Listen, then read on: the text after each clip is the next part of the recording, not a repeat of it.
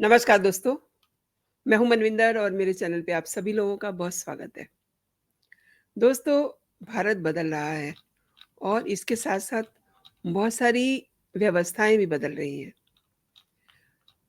आप देखिए कि we are so lucky to have a prime minister like Narendra Modi, जो भ्रष्टाचार की जड़ तक पहुँच करके उसको कहना चाहिए कि जड़ से मिटाने की कोशिश कर रहे हैं और उनकी लीडरशिप में ईडी का जो एक सिस्टम है, जो संगठन है, उसको स्ट्रॉन्ग किया जा रहा है, जिससे हर स्तर पे भ्रष्टाचार पे लगाम लगाई जा सके।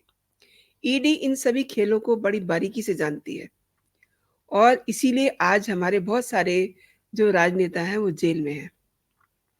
भ्रष्टाचार का ये खेल करीब 70 सालों से चल रहा था, लेकिन पहली बार कोई सरकार आई है, जो इस खेल को, इस क्रम को तोड़ रही है, इस खेल का चैप्टर क्लोज़ कर रही है।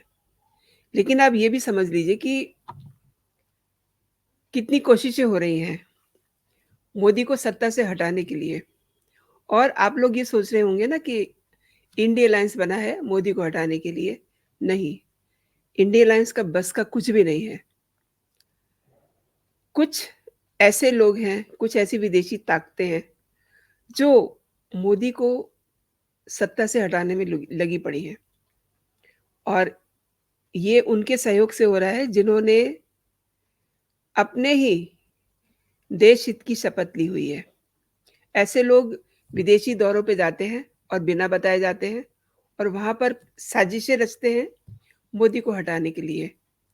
लेकिन वो कहते हैं ना कि सॉरी टू से, कुत्ते भौंकते रहते हैं, हाथी जो है अपनी मस्त चाल चलता रहता है। और मोदी को ये पता है कि यदि नेताओं और नौकरशाहों के अ, अंदर जो भ्रष्टाचार पनप रहा है, उस पे अगर लगाम लगानी है तो सबसे पहले ये निश्चित करना पड़ेगा, इसको क पक्का करना पड़ेगा, सुनिश्चित करना पड़ेगा कि उनके मामलों की जो सुनवाई है ना, वो प्रायोरिटी के आधार पे हो, बल्कि उससे भी ज़्यादा तेज़ी से हो। ऐसा करके ही भ्रष्ट नेताओं और नौकरशाहों को एक जो है ना, कहते हैं ना, टाइट मैसेज दिया जा सकेगा।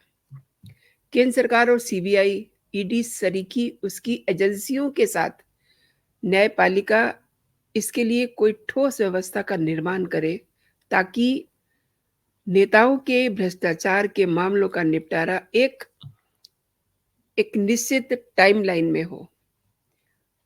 लेकिन अगर कोई ढीठ हो, केजरीवाल जैसा हो, तो उसका इलाज कैसे करना है, इसकी भी व्यवस्था की गई है।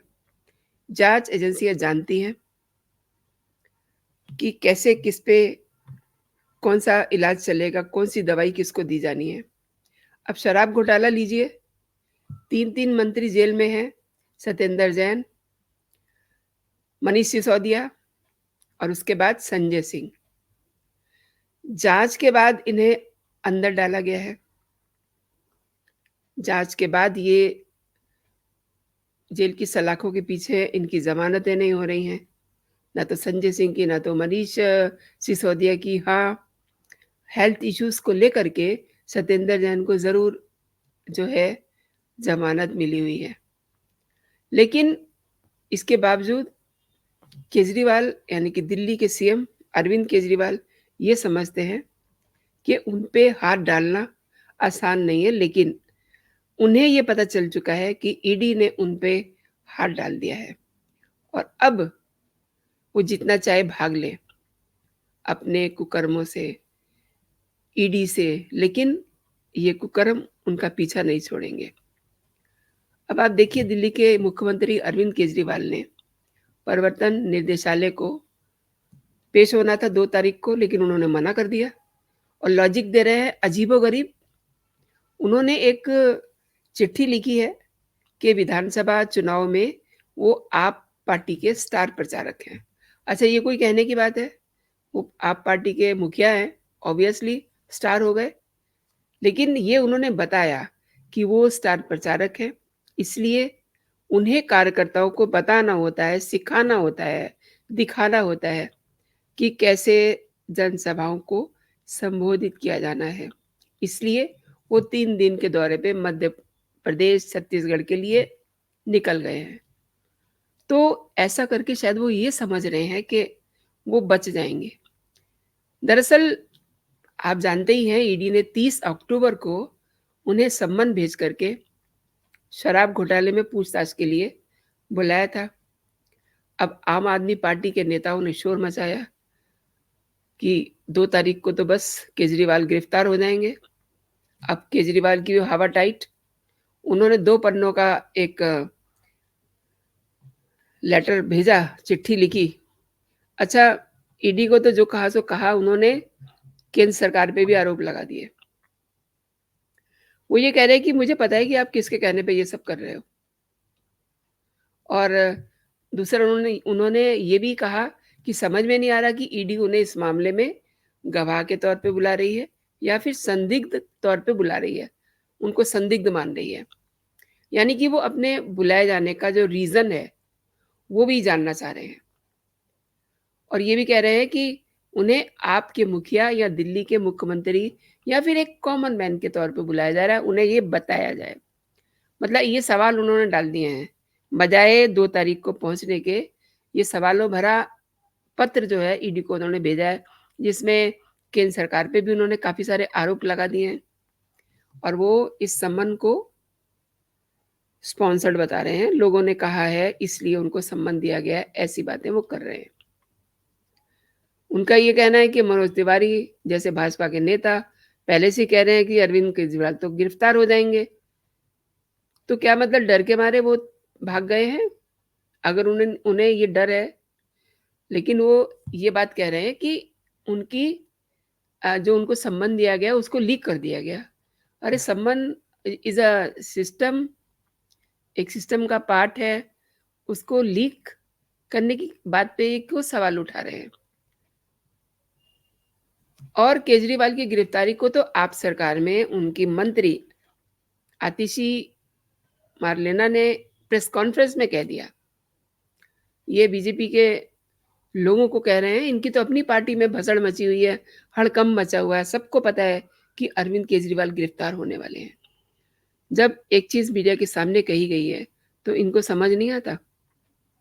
और ऊपर से अरविंद केजरीवाल ये भी कह रहे हैं कि वो दिल्ली के मुख्यमंत्री हैं, आम आदमी पार्टी के मुखिया हैं, जिनकी दिल्ली और पंजाब में सरकार है। और वो दावा कर रहे हैं कि पार्टी के स्टार प्रचारक हैं। ठीक है भई, आप पार्टी के मुखिया हैं, तो ऑब्वियसली आप स्टार प्रचारक तो हैं ही। अब आपके कहने से कोई दूसरा मुंबई से तो कोई स्टार आएगा नहीं, आपकी पार्टी को सपोर्ट करने के लिए।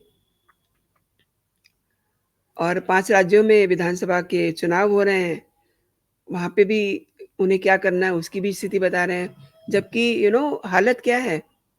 आम आदमी पार्टी ने मध्य प्रदेश में 1/3 से भी कम सीटों पर अपने कैंडिडेट उतारे हैं और राजस्थान में उनकी केवल 60 सीटों पे उम्मीदवार हैं, जबकि छत्तीसगढ़ में और भी हालत खराब है। वहाँ पे उनकी 57 कैंडिडेट्स हैं और तुर्रा इतना बड़ा है कि बड़े बिज़ी हैं, वहाँ जाना ज़रूरी है और उन्होंने जो है ईडी से अपना सम्मान वापस लेने की भी माँग की है, कि इसे अभी आप रखिए। लेकिन उन्हें पता नहीं है कि ईडी इनके लिए क्या-क्या चीज़ें फ़ाइल में रखे बैठी है। वक़्त आने पे वो भी पता चल जाएगा, लेकिन केजरीवाल क्या-क्या करे जा रहे हैं, क्या-क्या बोले जा रहे हैं, क्या-क्या ट्वीट कर रहे हैं, मतलब उनको ट्वीट्स को पढ़ के भी हँसी आती है। अब उनके इन्हीं ट्वीट्स के जवाब में भाजपा के सांसद रमेश बिधूड़ी ने भी एक ट्वीट कर दिया कि हर गुनहगार की अंतरात्मा जानती है। वैसे बिधूड़ी साहब से मैं खुद सहमत हूँ कि जो गुनहगार होता है ना, उसकी आत्मा जानती है कि उसने क्या किया हुआ है और वो कानून की नज़रों से बच नहीं पाएगा, कोई भी हो।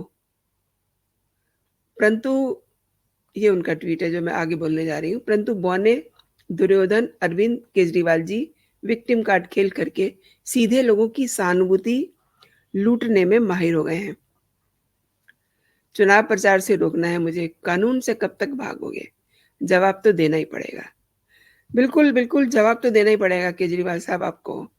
ईडी को जवाब देना पड़ेगा, ईडी के सामने आपको पेश होना पड़ेगा और ईडी को भी ये पता है कि आपको अपने सामने कैसे बुलाना है। जो